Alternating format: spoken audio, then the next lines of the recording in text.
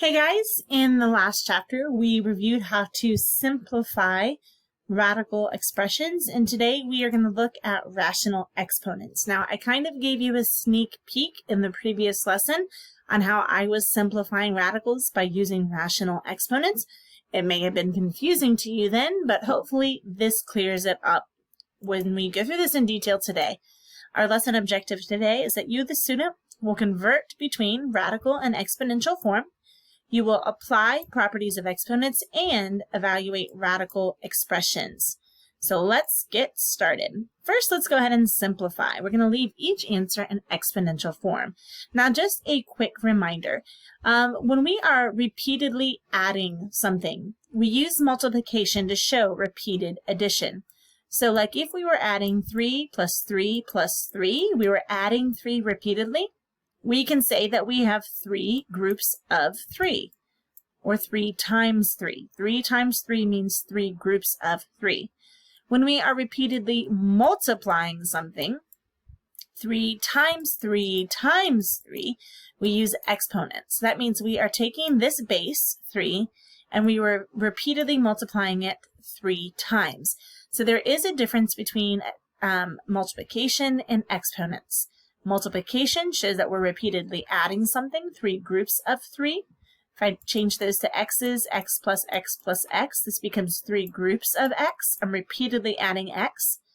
Or if I'm repeatedly multiplying, I use exponents. X times x times x. It means I'm multiplying this base 3 times. X times x times x. Because of that, we do have some rules as far as properties of exponents and simplifying exponents. You can find the full list of rules on page 293 of your books, but let's review these really quickly. 5 to the 7th times 5 to the 4th. Now, I can rewrite 5 to the 7th as 1, 2, 3, 4, 5, 6, 7. I can write 5 times 5 times 5 times 5 times 5 times 5 times 5. Times, there's my other times there, and then 5 to the 4th, 5 times 5 times 5 times 5. So I could do that, but that's kind of a lengthy process. So we've realized there's the shortcut. How many times am I multiplying this 5? Well, I'm multiplying it 7 times here, and I'm multiplying it 4 times here. Altogether, I'm taking 5, and I'm multiplying it by itself 11 times. So what I really just did was add my exponents. There's a quick little shortcut right there. You can write it out every time, but you don't have to. Okay, that is what we call our product property. Our power property says that when we take an exponent and we raise it to another exponent, it's the same thing as 5 to the 14th. So I have 5 to the 7th, 5, 2, 3, 4, 5, 6, 7, and I'm doing that multiplying 5 to the 7th by itself twice. So I need another group of 5 to the 7th. 4, 5, 6, 7. Obviously, you can tell this is a pain to have to write all this out. So thankfully, we have these shortcuts, and we know, oh, 5 to the 7th, and we do that twice. That's really 5 to the 14th. And then we have 3x squared y cubed. Now, this is one term. We can't distribute an exponent. But because this is one term, we're going to take everything in there and we're going to raise everything to that power. So that's 3 cubed, x squared cubed, and y cubed, which simplifies to 27x to the 6th y cubed. Right? So this is just a review of the properties of exponents. We'll probably do some of that at the beginning of class just to review all of those different properties. The properties of exponents apply to all exponents. So if x to the 1/2, if our exponent is a fraction or a rational number, x to the 1/2 is raised to 2.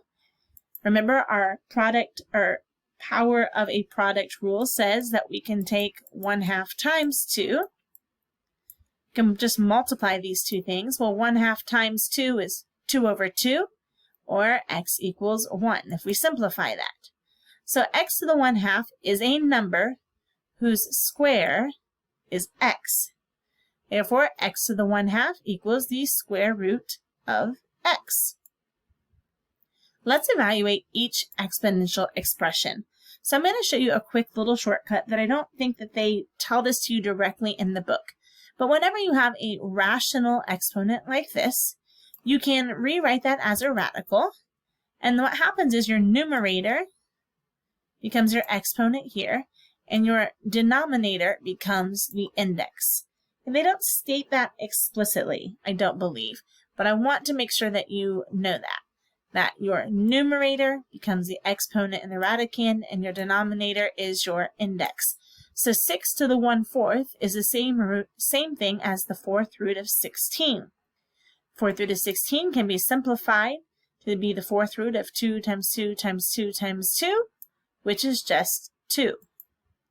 How would we write negative 125 to the 1/3? Well, that negative is not in parentheses with the 125, so the negative is going to stay outside the radical sign. Then we have the radical sign. The top number becomes our exponent, and the bottom number is our index. 125 to the 1/3. Or, remember there's a negative sign here, negative cubed root of 5 times 5 times 5, which is going to be negative on the outside here, negative 5.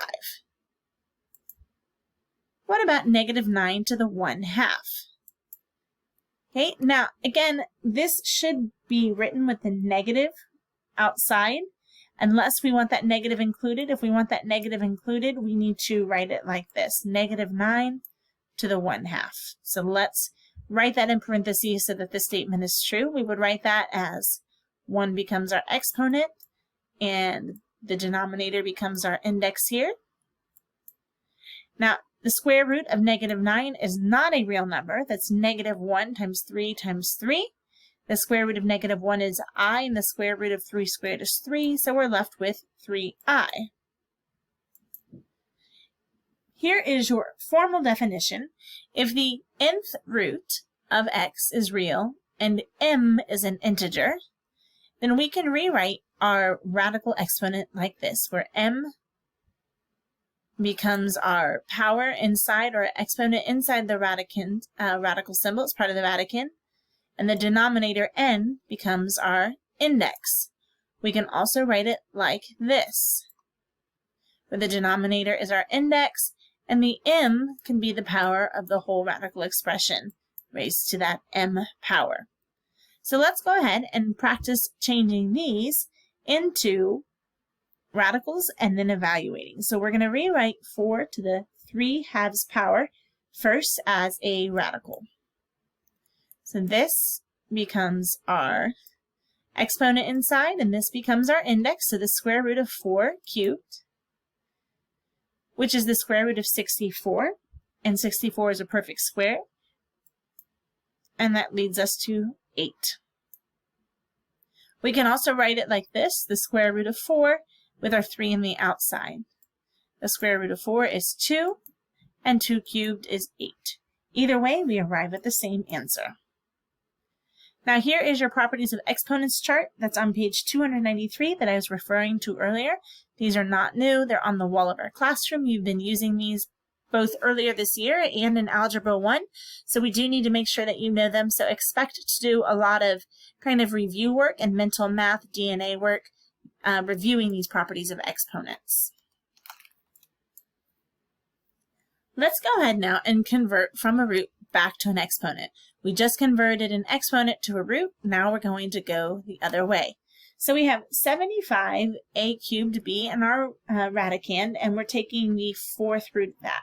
So the first thing that we want to do is to factor the radicand into prime factors. So 75, when we do prime factorization, we get 3 and 2 5s, so 3 and 5 squared, a cubed, and b. Then we'll apply the definition of rational exponents. So this is 3 to the 1st power and b to the 1st power. So let's rewrite those as rational exponents. This becomes 3 to the 1/4. 5 becomes 5 to the 2/4. A becomes a to the 3/4, and b becomes b to the 1/4. Remember that our index is what's going to be the denominator in each of these rational exponents. Then we'll look to see if there's anything that we can simplify, and we can rewrite 5 to the 2/4 as 5 to the 1/2. So that is converting that to exponential form. Now let's convert this to radical form. Now here we see they're all different denominators. So what do you think we need to do first? Before we can put this under one radical symbol, we need to first make all of these have a common denominator. And when I look at 5 and 2, my common denominator is 10. So I'm going to rewrite this as 2 to the 6 tenths, x to the 8 tenths, and y to the 5 tenths. Okay, now I know what my index is. My index is going to be 10. And I'm left with 2 to the 6, x to the 8th, and y to the 5th in my radical with my index as 10. We can simplify that a little bit further by taking 2 to the 6th and turning that into 64. All right, let's go ahead and simplify this radical expression. I would like to find the fourth root of 1024. The first thing that I want to do is prime factorization of 1024. And when I do, I find out that that is 2 to the 10th. Once I have 2 to the 10th, I can now write it as an exponent. 2 to the 10 over 4, and then I can reduce my fraction accordingly. 2 to the 5 over 2. 2 to the 5 over 2 is the same thing as 4 over 2 plus 1 over 2, and 4 over 2 is just 2. And then I can break that apart. 2 to the 2 plus 1/2 is the same as 2 to the 2nd times 2 to the 1/2. 2 to the 2nd is 4, and 2 to the 1/2 is square root of 2. So I've simplified that fourth root of 1024 by using prime factorization, fractional exponents, and putting it back in radical form. Sometimes it's easier to reduce fractions than it is to take this prime factorization and sort into groups. So this is just another way to simplify radical expressions. Let's simplify the square root of 8 over the cubed root of 4. The first thing that I'm going to do is, again, prime factorization. So 8 is 2 times 2 times 2, or 2 cubed, and 4 is 2 squared. Once I've done that, I write each of them as fractional exponents. So in the top, 2 cubed is 2 to the 3 over 2 power, and 2 squared, cubed root of 2 squared, is 2 to the 2 over 3 power. Remember, your denominator is your index. Denominator is your index, and we don't write it when an index is 2. Okay, we can use our laws of exponents and say that this is the same thing as base 2 to our top exponent minus our bottom exponent, 3/2 minus 2/3. Using what we know about fractions, we know that they have to have a common denominator before we can subtract them, so we're going to change them to 9/6 minus 4/6, which simplifies to 5/6. We'll then put that back into radical form, so we're going to have the 6th root of 2 to the 5th, and 2 to the 5th is 32. So this simplifies to the 6th root of 32. All right, guys, today we converted between radical and exponential form. We learned that, I'm going to put an X here for radical, M and N, that a radical can be written as an exponent here, a rational exponent with m to the m. So for example, if we have x squared and we're taking the cubed root, we can rewrite that as x to the 2/3 power. We need to be able to convert back and forth between the two, because sometimes working with fractions will be much easier than working with radicals and roots. In fact, as you get into pre-calculus and AP calculus, you'll find that you'll enjoy working with fractions a whole lot more than working with radicals. It will make the math that you're doing there a lot easier. So you need to have a really strong understanding of these two items and be able to switch back and forth between them. You also need to have a firm grasp on adding, subtracting, multiplying, and dividing fractions. So we'll make sure that we do plenty of that as our warm-ups each day in math. If you guys have any questions, be sure to write those down, and I'll see you next class.